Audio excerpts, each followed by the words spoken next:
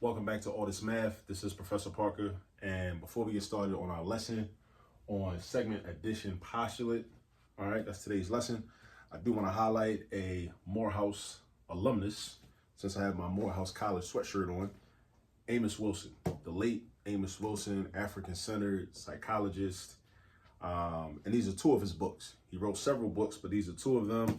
This one is two I picked out of my library are The Falsification of African Consciousness, Eurocentric History, Psychiatry, and the Politics of White Supremacy. I highly recommend this. And also, this joint's kind of heavy. It'll take you a minute. Blueprint for Black Power. Blueprint for Black Power, a moral, political, and economic imperative for the 21st century. I haven't finished this yet either. But these are definitely two very important works that I believe we should study as a people, as a community, as families, as individuals, whatever, right? And also, you know, he has other books as well that you should check out. But I wanted to highlight a couple of these. All right, now let's get into it. So the segment addition postulate, this is geometry, right?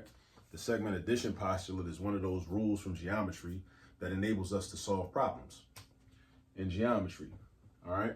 So if we look at this diagram right here, right, we got a segment which is made up of two smaller segments that are connected, right? What the segment addition postulate basically says that if you have a situation like this where you have adjacent segments, adjacent meaning right next to each other and sharing common endpoints, right? Point Q would be a common endpoint, that you can add the length of this segment to the length of the segment adjacent to it, and their total length will be the length of the largest segment that's created. So basically it's like this. Let me write this down. So basically it's saying, and this is like the first step whenever you do a problem like this, you should write your segment equation first. So I would say RQ, which is this right here, plus QP, which is that right there, is equal to the whole thing, which is RP, all right? So the reason that this is true is because of something called the segment addition postulate. Postulate meaning rule or theory or law, basically, right? Because of the segment addition postulate, we know this to be true. This segment plus this segment equals the whole segment. That's all it is, all right? Now, what is our goal in this problem? We want to solve for X and we want to find RQ. So if we want to solve for X, we want to know what the value of X is here and the value of X is here. So we're going to create an equation, right? And then if we want to find RQ, segment RQ from here to here, once we know X, we could do that because we just got to do 2 times whatever X is and then add 21 to it. And we'll know what that is, all right? But the first thing we got to do is solve for X, all right? So first we're going to replace our segments, right, with their values or even the expressions that represent them, because sometimes you won't have a numerical value. Like for RQ, we don't know the measurement of RQ. We don't, but we know an expression that represents RQ, so we could use that. All right, so I'm gonna replace RQ with 2x plus 21, because that's what that says right there.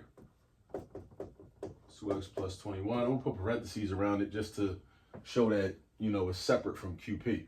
But we don't really need those parentheses when it comes time to do our actual calculations and solving of the equation. QP is from point Q to point P, that's 12. So we're gonna say plus 12 is equal to RP.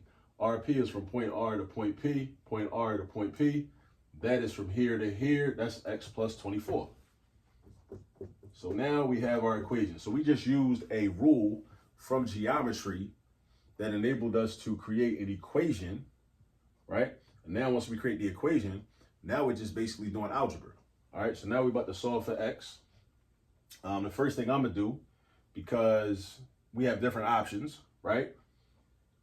We have different options in this problem at this point, but I would add the 21 and the 12. I would combine like terms. That's what I would do, right? Even though it's a lot of things we could do at this point, but that's what I'm gonna do, right? And again, these parentheses don't really mean anything because I'm doing addition, right? And there's no negative sign in front of the parentheses.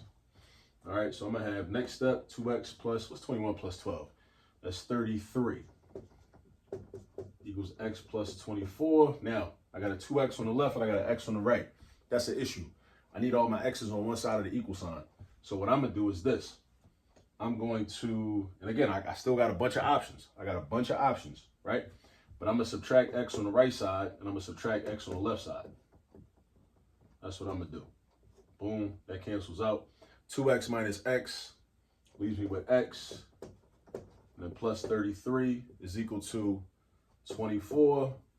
X plus 33 equals 24. X plus 33 equals 24. And then I'm going to try to get x by itself. So I'm going to subtract 33. So I'm going to do minus 33 on the left side and minus 33 on the right side. 33's cancel out. Now I got x equals negative. All right, that's going to be negative 9. All right, so x is negative 9. Okay, now if that's true, right, so we solve for x. Now let's find what RQ is. All right, so RQ is equal to 2x plus 21. Now, if we know what x is, we replace the x with the negative 9. Since we're saying x is negative 9, or x is the same thing as negative 9, that means that I can replace the x with a negative 9. And then I got negative 18 plus 21, which is positive 3, right? Now let's check our work to make sure. So if this is actually 3, and this is 12, what's 3 plus 12? 3 plus 12, segment addition postulate, 3 plus 12 is 15. So that means that this should be 15, right? That should be 15. Now let's make sure that that's 15. The only way that that could be 15 is also if negative 9 plus 24 equals 15. And the question is, does negative 9 plus 24 equal 15? Yes, it does. Negative 9 plus 24, that's the same thing as saying 24 minus 9, and 24 minus 9 is 15. So this is proof that this is a correct answer, and this is a correct answer. So the value of x is negative 9, and we showed our work right here. You start out with your segment equation. Then from your segment equation, you create an equation based on the expressions and the values of the segments themselves. All right, and then you solve for x. And then once you solve for x, you can go back and figure out the length of one of the segments if that's what you asked for. All right, but you got to be careful with these questions because a lot of times teachers will give worksheets, and on the first five or six questions on the worksheet, you'll just have to solve for x. So then you get so used to solving for x, but then like on question number 7 or question number 8, it asks you to solve for or find RQ, or find the length of AB, or find the length of BC, or something like that, right?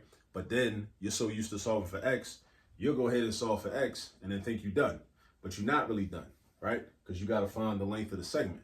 So you got to pay attention to the instructions, all right? So just always pay attention to your instructions. That's something to look out for, all right? So this is the segment addition postulate. Please make sure you subscribe to the channel. Please like the video. Please share the video with other people. And definitely go get some practice on this segment addition postulate. And also look up Amos Wilson and some of his work. All right. I'll see you on the next video. Peace.